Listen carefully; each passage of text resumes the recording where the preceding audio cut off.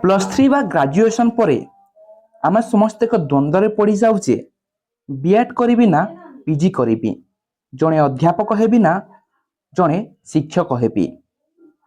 तो आज भिडियो आम यही दुईटी रास्ता को खोजी देखा तुम्हें तुम मन और लक्ष्य अनुଯାयी ठीक बाट बाछि पार। तो नमस्कार फ्रेंड्स, तुमको स्वागत करुँच यूट्यूब चैनल ओडिया सेतु को। जदि चैनल को फास्ट टाइम आसिच ताहले चैनल को सब्सक्राइब करके पाखर था बेल आइकन को प्रेस कर ऑल उपर क्लिक करनब, जहाँ फल एमती लेटेस्ट इनफॉरमेशनल वीडियो गुड़ाक पाई परिबो। तेबे चलो वीडियो को स्टार्ट करदबा। बीईडी बा बीएड जहाँ को आमे बैचलर ऑफ एजुकेशन बोली कहि थाउ।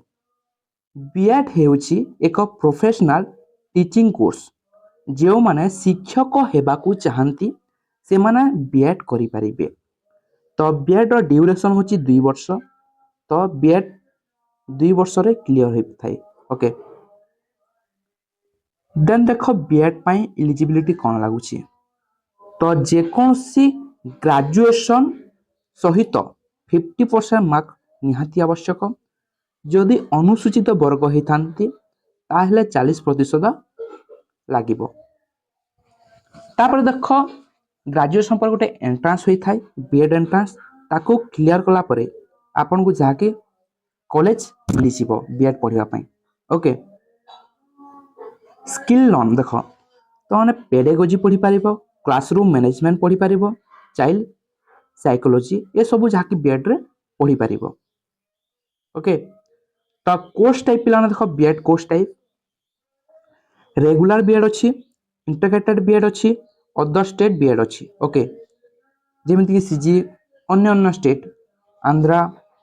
ओके, तो रेगुलर बीएड जहाँ की 2 ईयर ड्यूरेशन। ओके, प्लस 3 पर जहाँ की करा जाए रेगुलर बीएड।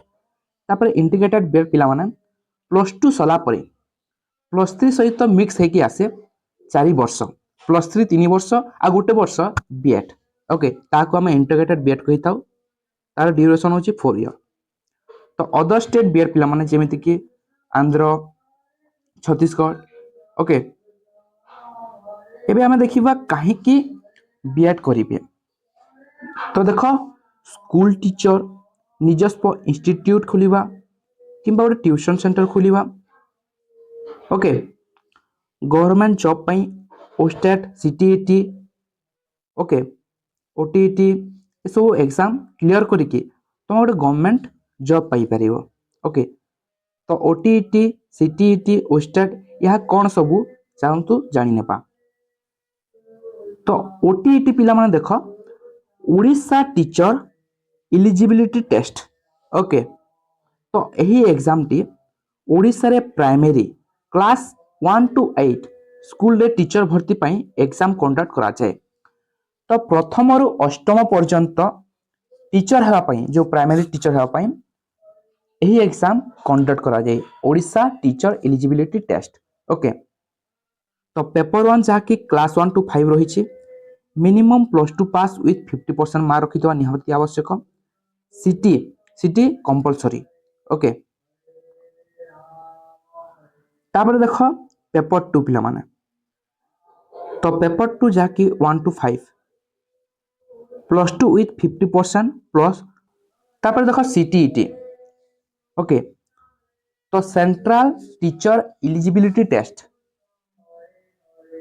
तो यार पर्पस देखिबा सीबीएसई द्वारा कंडक्ट करा जाए फॉर टीचिंग इन केंद्रीय विद्यालय, नवोदय विद्यालय।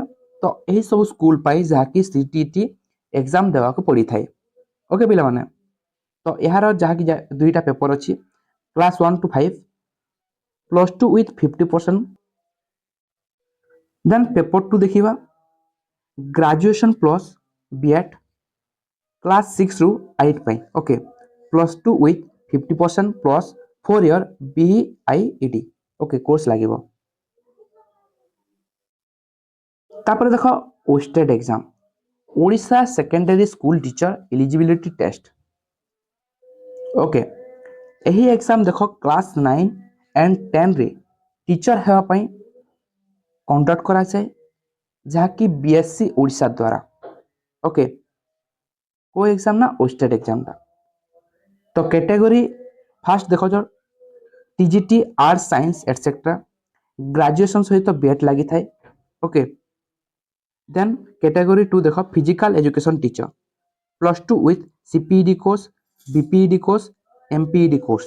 ओके तो कौन पाई बीएड कोर्सटा भल जदि तुम शिक्षक होगापी भल पाओ ताहले बीएड कोर्स कर स्थिर जीवन चाहूच जदि शिक्षक हो पार जड़े शिक्षक होगा द्वारा लोकों जीवन को अंतर्गत परिवर्तन करने इच्छा अच्छी ताहले आपण माने जहाँकि बीएड करि पारिबे। ओके बे आमे देखिबा पीजी बा पोस्ट ग्रेजुएशन विषय रे। पीजी अर्थात मास्टर डिग्री जो माने एक विषय रे गभीर अध्ययन करी लेक्चरर बा अन्य एकाडेमिक फील्ड को जीवा चाहती से माने पीजी करि पारिबे पिला माने। ओके तो एलिजिबिलिटी देख ग्रेजुएशन सहित अति कम रे 45% मार्क निहाती आवश्यक। ओके +3 बा ग्रेजुएशन पर जहाँकि +3 बा ग्रेजुएशन रे 45% रहिबा निहाती आवश्यक। तो यार ड्यूरेशन होची 2 वर्षर कोर्स अटे पीजीटा। ओके कहीं करेंगे पीजी तो पीजी कोर्स आपण कहीं करेंगे आपण लेक्चरर रिसर्चर किंबा पीएचडी करने को चाहती तेज आपण पीजी करें। पीजी पर आपण यूजीसी नेट एसईटी सेट परीक्षा दे लेक्चरर हो पारे। Okay PG post graduate requirement for college recruitment तो कॉलेज टाइप पिला देख आफ्टर पीजी जहाँकि आप जो पोस्टिंग पाइबे तो 2 प्रकार था देख ना गवर्नमेंट कॉलेज आउटे एडेड कॉलेज। ओके तो गवर्नमेंट कॉलेज रिक्वायरमेंट किए करता है ना ओपीएससी। ओके आउ एडेड कॉलेज रे किए रिक्वायरमेंट कर पिला माने एसएसबी। ओके तो डिफरेंट जानी ना चलंतु तो गवर्नमेंट कॉलेज पिला ना देखो +3 सेक्शन आउ +2 और +3 सेक्शन अलग अलग थाए पिला माने गवर्नमेंट कॉलेज रे। तो +2 सेक्शन हायर सेकेंडरी क्वालिफिकेशन देख पीजी प्लस बीएड।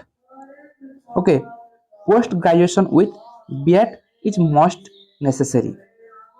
तापर देख +3 section degree college qualification minimum PG BEd not mandatory. Okay तो जो गवर्नमेंट कॉलेज अच्छी ओपीएससी जो कॉन्ट्रैक्ट करछि एटा जॉइंट हमर कोन ना पिला माने अलग अलग अच्छी हला। तो आम जमी जानिले +3 सेक्शन जहाँकि पीजी प्लस बीएड लगे और +3 जहाँकि मिनिमम पीजी करथिबा निहाती आवश्यक। तापर एडेड कॉलेज पिला देख +2 आउ +3 सेक्शन थाए 2टा मिसिक थाए तो qualification only PG but BEd mandatory मागुची एबे हैला। तो एडेड कॉलेज रे कौन हुए ना पिला माने बोथ +2 और +3 मिसिकी आसे। ओके बीएड वीएड पीजी केउटी भल जदि आपण सीधा सलख टीचिंग जॉब चाहती बीएड भल जदि आपण अधिक ऑफिशियल और लेक्चर रे जीवाकू चाहती तेबे पीजी भल। ओके पिला माने तो देख जदि तुम शिक्षा और निश्चित चाकरी चाहूच तेबे बीएड करि परिबो। जदि तुम एक लेक्चरर अधिक लेखायोग्य अनुसंधान प्रमाण अर्थात अन्य क्षेत्र को टार्गेट करुच तेबे पीजी करि परिबो। यह थिला तुमनक पई गोटे छोटिया इनफॉर्मेटिव वीडियो जदि भल लागिबो वीडियो गोटे लाइक कर दबो और निज निज सामान सहित शेयर कर नेबो। रहुची।